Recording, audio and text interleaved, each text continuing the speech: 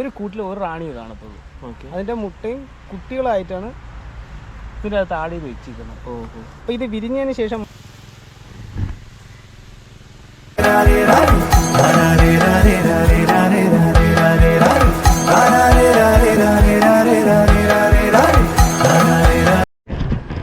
നമസ്കാരം, ജുനൈദാണ്.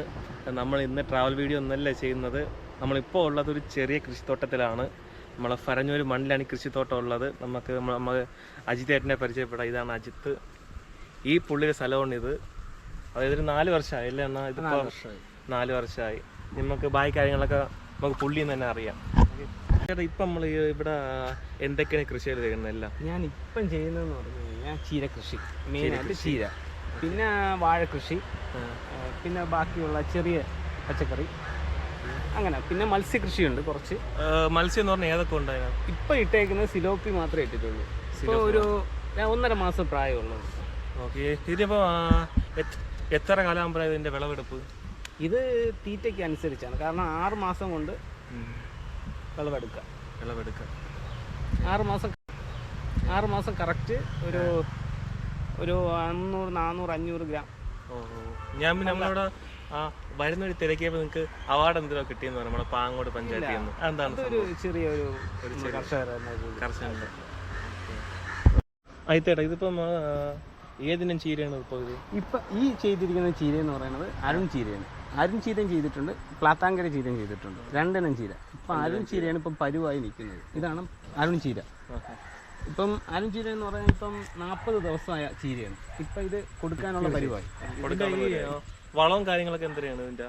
ഇത് വളം നടുന്ന സമയത്ത് നമ്മൾ ശകലം ജൈവവളം, പിന്നെ കൊടുക്കത്തില്ല. പിന്നെ നല്ല ജൈവവളം തന്നെ കറക്റ്റായിട്ട് കൊടുക്കുക എന്ന് പറഞ്ഞാൽ ചാണകം, കോഴിക്കാഷ്ടം. ഇതിൽ രോഗങ്ങൾ എന്തെങ്കിലും വരുമോ? രോഗങ്ങൾ വരും. രോഗങ്ങൾ ഇപ്പോൾ എന്ന് പറഞ്ഞു കഴിഞ്ഞാൽ ഇപ്പോൾ ഇലപ്പുള്ളി എന്ന് പറയുന്ന ഒരു രോഗമാണ് മെയിനായിട്ട് ഇതിന് വരുന്നത്. ഇപ്പോൾ ഇത് പരുവായതുകൊണ്ട് ഇലപ്പുള്ളി സ്റ്റാർട്ടായി തുടങ്ങി. ഇനിയിപ്പോൾ ഇതിന് ശ്രദ്ധയോടെ ഇപ്പം മുറിച്ച് കൊടുക്കാനുള്ള പരുവായി നിൽക്കുകയാണ്. ഇനിയിപ്പം നമ്മളിത് കട്ട് ചെയ്ത് കൊടുക്കാനുള്ള. ഇതേതെങ്കിലും കീടനാശിനി അങ്ങനെ എന്തെങ്കിലും ഉപയോഗിക്കുമോ ഇതിന്? ഇല്ല, ഇപ്പം ഇതിനൊന്നും ഞാൻ ഇതുവരെ ഇതും ചെയ്തിട്ടില്ല കീടനാശിനി. ഇത് ഫ്രഷ് എന്ന് പറഞ്ഞാൽ ഒരു ജൈവം രാസവളവും പ്രവർത്തിക്കാത്ത. ഇതിപ്പോൾ എത്ര സെൻറ്റി ഉള്ളു എല്ലാം കൂടെ ഇപ്പോൾ ചീര? ഇതിപ്പോൾ ഞാൻ കുറച്ചേ ഇട്ടിട്ടുള്ളൂ. ഈ പ്രാവശ്യം വെള്ളത്തിൻ്റെ ഒരു ലഭ്യത കുറവുണ്ട്. ഇപ്പം വെള്ളമാണ് ഇവിടെ മെയിൻ. ഇവിടെ വെള്ളം കുറവാണ് പൊതുവേ? വെള്ളം ഇപ്പോൾ ഉണ്ടെങ്കിലും 2 ആവശ്യത്തിനും കൂടെ വേണ്ടേ. ഇപ്പം മത്സ്യകൃഷിയുണ്ട്, ഇതുണ്ട്. ഇതിപ്പം ചീര മത്സ്യമാണല്ലേ? അതെ, ചീര ഇപ്പം മത്സ്യമാണ് ഇപ്പം ഇട്ടേക്കുന്നത്. ഇത് നമ്മൾ തിരിച്ച് നടുന്ന ചീരയാണ്. എന്ന് പറഞ്ഞു കഴിഞ്ഞാൽ കുറച്ച് ഏരിയയിൽ ഇട്ടതിന് ശേഷം തിരിച്ച് നമ്മൾ ഓരോയിട്ട് തിരിച്ച് മാറ്റുന്നതാണ് നമ്മൾ ആ കണ്ടത്തിൽ കാണുന്നത്. അതല്ലേ? അതെ. ഈ ചീരയിൽ ഇതൊക്കെ എന്താ ഈ ചെയ്യുന്നതിൻ്റെ ഇടയിൽ പയറും കൂടെ കൃഷി ചെയ്യുന്നു.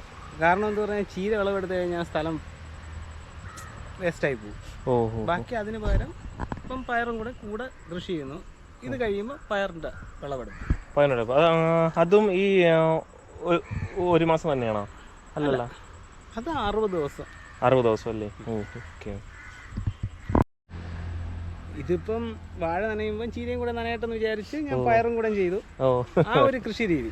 ഇപ്പം അതിലൊരു 2 ഉപയോഗം. ഇപ്പം വെള്ളം ഒഴിക്കുമ്പോൾ ഒരു മൂട്ടിൽ ഒഴിച്ചാൽ പോരെ, നനയും. അപ്പം ഒറ്റ വെള്ളത്തിൽ എല്ലാവർക്കും ഉപയോഗം. ഒരു കുടുംബത്തിലെ ഇതിപ്പോൾ എന്താ സംഭവം? നമ്മളിപ്പോൾ മിക്കുള്ള സ്ഥലത്ത് ഞാൻ പോയിട്ടുണ്ട്. നമ്മൾ ഇതേപോലത്തെ നമ്മളൊരു ഉപകരണം കണ്ടിട്ടില്ല. എന്താണ് സംഭവം? ഇതെന്തോന്ന് പറഞ്ഞു കഴിഞ്ഞാൽ ഈ ചീരയ്ക്ക് നനയ്ക്കാൻ കുത്തനെ ഒഴിച്ചു കഴിഞ്ഞാൽ ചീര ഒടിയും.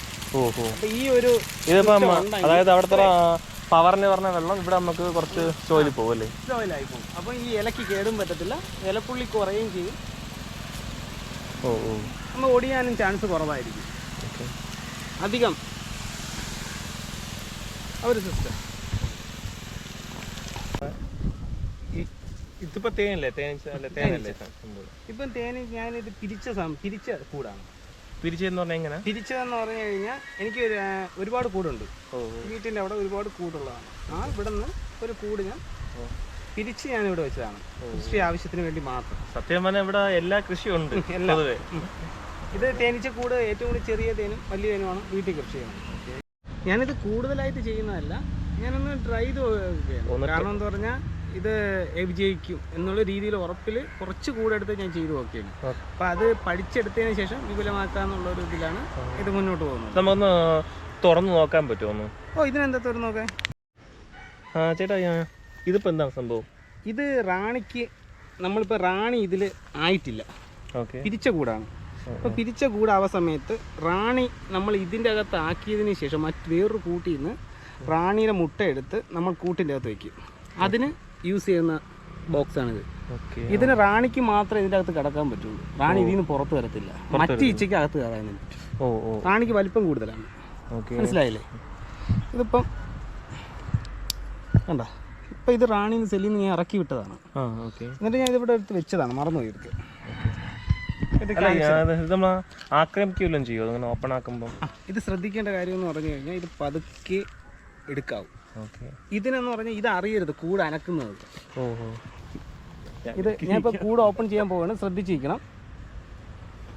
കണ്ടോ, ഞാൻ എടുക്കുമ്പോൾ ശ്രദ്ധിച്ചാൽ മതി. കണ്ടോ, പതുക്ക കൂട് കണ്ടോ, തേനുണ്ടോ? ഇതിപ്പം രണ്ടാമത്തെ സെല്ല് അടക്കി പണിഞ്ഞു തുടങ്ങിയുണ്ട്, അതാണ് വിൽക്കാത്തത്. മനസ്സിലായോ? ഇതാണ് തേന വെക്കുന്ന സാധനം. ഇത് ഞാൻ അടുത്ത രണ്ടാമത്തെ പെട്ടി വെച്ചിട്ടില്ല.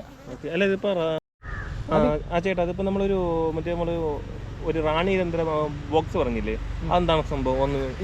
ഇതിനകത്ത് റാണി പിരിച്ച കൂടാണ്. അപ്പോൾ ഒരിക്കലും റാണി നമ്മൾ ഇതിനകത്ത് ആടാക്കുകയാണ്.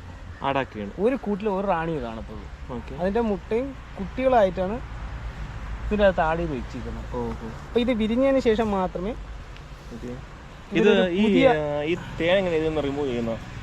റിമൂവ് ഓരോ അടയാളും എടുത്ത് നമ്മൾ കട്ട് ചെയ്തതിന് ശേഷം ഈ അരിച്ചെടുക്കും. അതിന് പ്രത്യേക ഒരു മെഷീനുണ്ട്. ഇതിപ്പോൾ കുറച്ച് ദിവസമായാലും നമ്മളിത് കൂടുതലായിട്ട് ഇത് ബുദ്ധിമുട്ടിക്കണ്ട, നമുക്കിതങ്ങ് അടച്ചു വയ്ക്കാം. ജസ്റ്റ്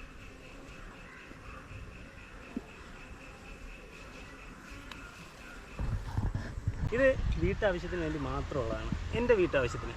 ഇത് കാരണം എന്താ പറഞ്ഞു കഴിഞ്ഞാൽ കഴിഞ്ഞ പ്രാവശ്യം ഞാൻ ചെയ്ത് നോക്കി വിജയിച്ച സംഭവം ഇതല്ലേ. ഇതിപ്പോൾ എല്ലാ മണ്ണിലും നമുക്ക് ഈ കോളിഫ്ലവർ നടാൻ പറ്റുമോ? അങ്ങനെ എന്തെങ്കിലും? എല്ലാ മണ്ണിലും നടാം ഉണ്ടല്ലേ, ഒരു കുഴപ്പമില്ല.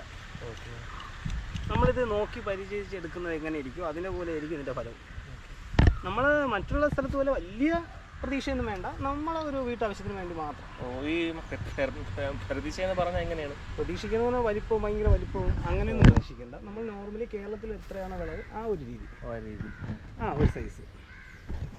ഇത് എനിക്ക് ഇത് മെയിനായിട്ടെന്ന് പറഞ്ഞാൽ താല്പര്യം മീൻ കൃഷിയാണ്. ഈ മീൻ കൃഷിയിലാണ് ഞാൻ ഇത് തുടക്കം തന്നെ കുറിച്ചത്. ഇതിപ്പോൾ സിലോപ്പി. ഇതിപ്പോൾ എത്ര സൈസായി കാണും? എത്ര വളർന്നു? ഇപ്പം 2 മാസത്തോളമായി. അപ്പം ഇതിൽ കാരണം എന്ന് പറഞ്ഞു കഴിഞ്ഞാൽ ഇപ്പം അത് കാണിച്ചു തരാം. എത്ര പിടിച്ച് കാണിച്ചു തരാം. ജസ്റ്റ് ഇത് വല ഇതല്ല, ഞാൻ ജസ്റ്റ് ഒന്ന് കാണിച്ചു തരാം.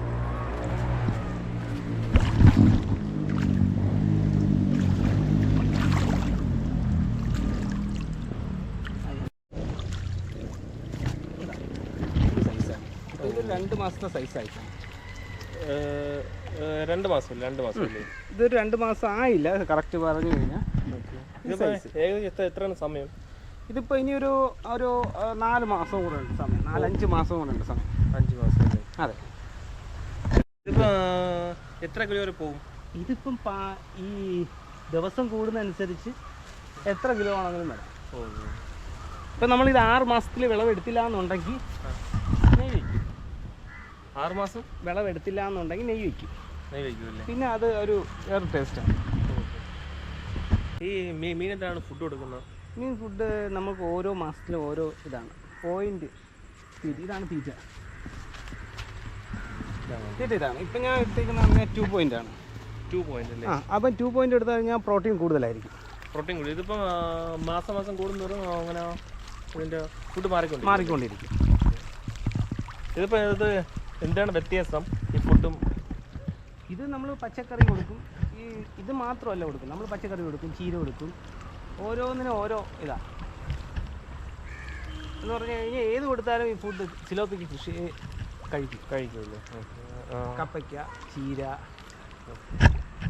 അതിന്റെ വളർച്ചയ്ക്ക് അത് ഗുണം ചെയ്യുമോ? ഗുണം ചെയ്യും, തീർച്ചയായും. ഇതൊക്കെയാണ് നമ്മൾ അജിത്തേട്ടൻ്റെ ഇവിടെ കൃഷിയിടത്തിലെ വിശേഷങ്ങൾ. ഇനി നമുക്കൊരു അടുത്ത വീഡിയോ ആയിട്ട് കാണാം.